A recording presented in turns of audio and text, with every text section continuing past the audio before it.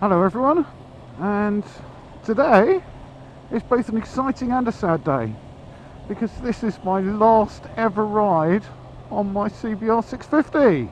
After 30 months of ownership and 17,000 miles, the time has come to let her go and to have something else.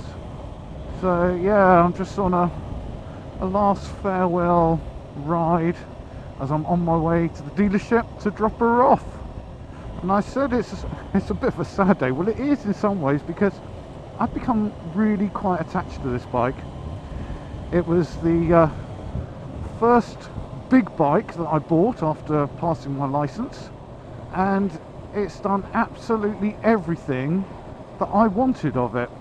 I've used her every single day for commuting through all weathers.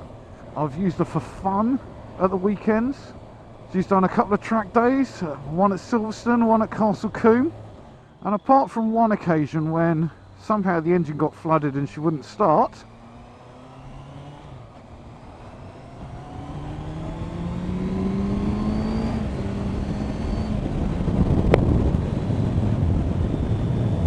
it's been absolutely faultless.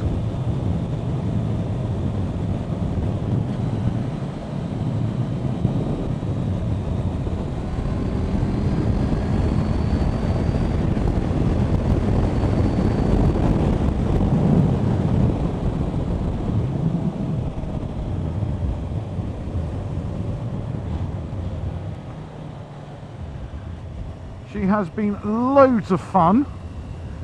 Anyone who says that you need huge, big, powerful bikes to have fun needs their head examined. You don't.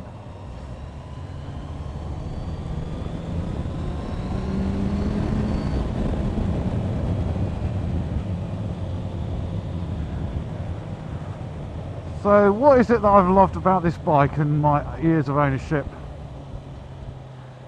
As I said, I've loved the fact that it just has done everything I've thrown at it, from sedate commuting to full-on track days. It's a fantastic all-round bike.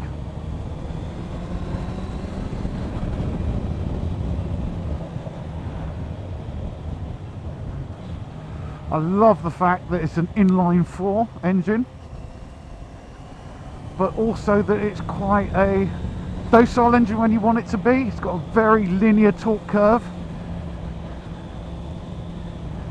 It's not got that kind of standard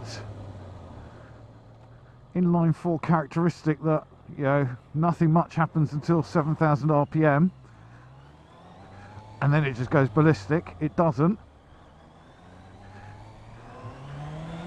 There is a slight lift in the power band at around 7,000, but you could be forgiven for not noticing that.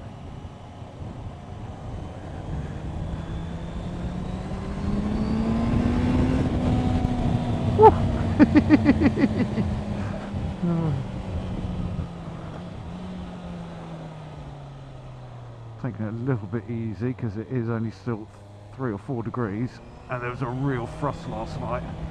I want to get caught out on a slippery patch.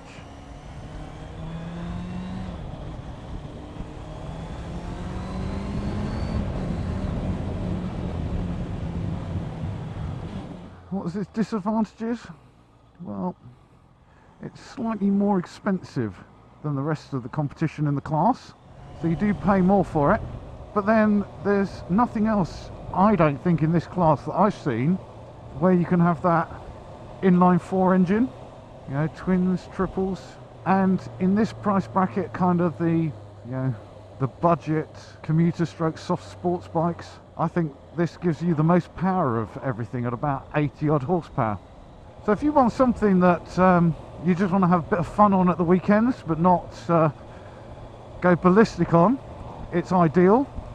Certainly the more experienced rider, there's enough to keep you entertained. I mean, Christ, I've got a Fireblade as well, and whilst that's a lot of fun to ride, this I can ride and still have lots of fun with. So the handling's not too bad. It does everything like kind of pretty well. Doesn't do anything absolutely fantastically well, but it does everything pretty well. certainly when you really start pushing on, you can get to the limitations of the suspension. But if you know where those limitations are, you just ride to them. One thing this bike does teach you to do is to be smooth and to plan well ahead. You know, you can dispatch overtakes pretty easily, but it's not like a big torquey bike, 1000 or 1200, where it doesn't matter what gear you're in, you just kind of lazily just go for it. You know, you need to plan your overtakes well, but that's what makes it so rewarding. I changed the brake pads in this to EBCHH, and for me personally, I really like them because they've sharpened up that initial bite. But if you're a less experienced rider, that kind of soft initial bite you're going to really like and enjoy. I mean, I certainly did when I first started riding it. I think I said in a previous video that it was a good 4 to 6 months of having this bike before I even found out where the throttle stop was. So there's plenty here to keep you entertained. I've had an absolute hoot with it on the 2 track days I've done. On my second track day, a bit more experienced, I managed to scrape the pegs, and I was keeping up with a lot more powerful machinery as well. Build quality is pretty good. I mean, it is a Honda after all, but it's built obviously to a budget. I mean, I have used ACF 50 on this, anti-corrosion protection, because I do use it all year round. And it's a little bit dirty at the moment, but once you blast all that off and polish it up, there's very little signs of any wear and tear and corrosion. I've been pleasantly surprised. A couple of bits around some of the fastenings on the brake calipers, things like that, but apart from that, absolutely fine. So I mentioned that this is kind of a soft sports bike, so yeah, it has got clip-ons, but it's not a really aggressive over the tank position. I mean, I've ridden this all day, and at the end of the day, I've known that I've been riding it, and I've been a little bit that kind of standard, oh, you want to stretch out, but it's not been uncomfortable. I can do a whole tank of petrol on this before I start to feel, I just want to get off and stretch my legs for a couple of minutes. And also, what I really like about this bike is I think it looks fantastic. It looks like a proper sports bike, and a much bigger capacity and faster one. That old adage of it looks fast standing still, I think it does. Maybe I'm biased. So if you're a newish rider or an experienced rider looking to step up, you can't go far wrong with this. I would argue that, don't mess around with 500s and stuff like that. I think you'll get bored of that very quickly. Just be a little more circumspect to start with, and have some respect for this kind of capacity, and just enjoy it. And if you're a more experienced rider or returning back to riding and you just want something for hooning around at the weekends, again, you can't go far wrong with this. You'll have a lot of fun. So yeah, it's going to be sad, my first big bike going off for something new, the attachment that you have to it. So I hope you've enjoyed my videos on the 650, and hopefully some more to come with my new one. See you soon. Cheers.